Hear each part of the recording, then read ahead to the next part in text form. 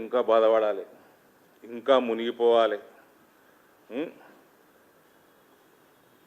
వాళ్ళు ఎక్కడ లేని ఇబ్బందులు కలగాలి, బర్బాద్ కావాలి ప్రజలు.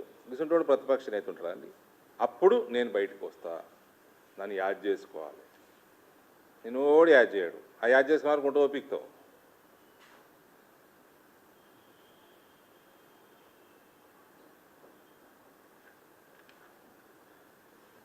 ఇది ఎట్లు ఇలాది కేసీఆర్ పోయినోడు, ఇప్పుడున్న రేవంత్ అంటే ఇక పాత గజ దొంగ గంగన్న అని కొడుకు రంగన్న కథ గుర్తుకొస్తుంది.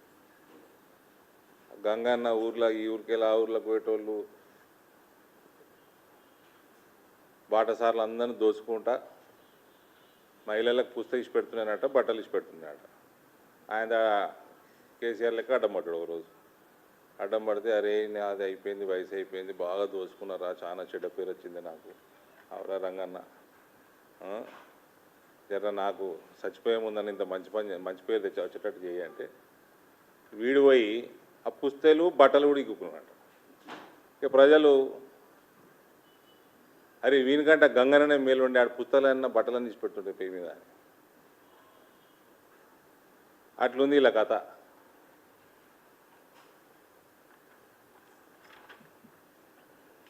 ఆ కేసీఆర్ ఏమో సిస్టమ్ డిస్మాంటిల్ చేసి పడేసిండు,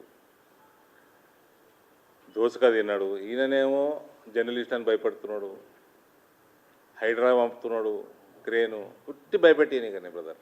బిల్డర్లు అందరినీ భయపెట్టించుడు, వసూలు చేసుడు, ఆ బిల్డర్ల ప్రాజెక్టులు బంద్ చేసుకున్నాడు, రియల్ ఎస్టేట్ ఢమాలను పడిపోవడు, పైసలు రొటేషన్ పడిపోవడు. నిన్న మొన్న నేను లెక్కలు తెప్పిస్తే వైన్ షాప్ వాళ్ళు కూడా ఎడుతురట, కొంటలేరట మందు, అమ్ముడు పోతలేదంట. అంటే సర్క్యులేషన్ సున్నా అయిపోయింది, ఎకానమీ సున్నా అయిపోయింది రాష్ట్రంది. రియల్ ఎస్టేట్ బర్బాద్ చేస్తావు, ఆ ఫిలిం ఇండస్ట్రీ వాళ్ళు కొందరు వేల మందికి లక్షల మందికి ఇండైరెక్ట్గా డైరెక్ట్గా ఉపాధి కల్పిస్తారు, వాళ్ళని భయపెట్టిస్తావు. ఇప్పుడేమో హెచ్వి భూములు, ఆడ జింకల్ని భయపెట్టిస్తావు, నెమలుల్ని భయపెట్టిస్తావు, జర్నలిస్టులని భయపెట్టిస్తావు. పాలన ఏదైనా ఆయన అంటే ఇది కథ. మళ్ళీ పోయి అహ్మదాబాద్లో ఏడా డైలాగులు కొట్టొచ్చిండు, డైలాగులు కొట్టొచ్చిండు కదండి. ఏమేమన్నాడు? బీజేపీని కాలు పెట్టని ఏడా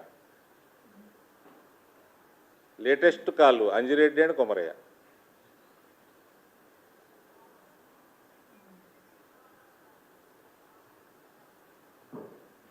ఇంకేమన్నాడు? మీరు అడుగురు ప్రశ్నలు అడిగినప్పుడు చెప్తా. మరి మోడీ కుటుంబం ఏదో అన్నాడు, మోడీ కుటుంబం మరి పీకనీక పోయినా ఆ సాబర్మతి ఎప్పుడు నిన్న మొన్ననే प्ले होता है क्या है?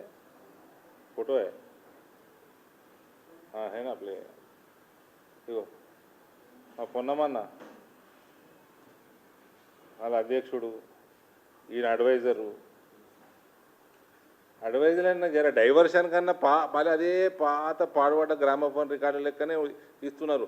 ప్రజల్ని డైవర్ట్ చేయాలంటే కూడా టాపిక్లు కూడా కొత్తగా వస్తారు వీళ్ళకి. అడ్వైజర్లన్నా మంచిగా పెట్టుకోరు రేవంత్. చూసారు సాబర్మతి రివర్ ఫ్రంట్, మోడీ గారి ఘనత చూడనిక వేయండ్రు. మళ్ళీ స్టేట్మెంట్ ఇచ్చిండ్రండి, 150 మంది. ఇది ఓలేదు, ఇది పొన్నం ప్రభాకర్, ఆయన ట్విట్టరా ఎక్స్, 150 మంది జిహెచ్ఎంసీ కార్పొరేటర్లని మేయర్ని తీసుకొని మళ్ళీ పోతారట ఇంకో ట్రిప్పు అదే సాబర్మతికి. మీ ముఖ్యమంత్రి ఏమో మోడీని తిడుతున్నాడు, మీరేమో మోడీ చేసిన పనులని ఎక్కడ కట్ పేస్ట్ చేద్దామని మీరు తిరుగుతున్నారు.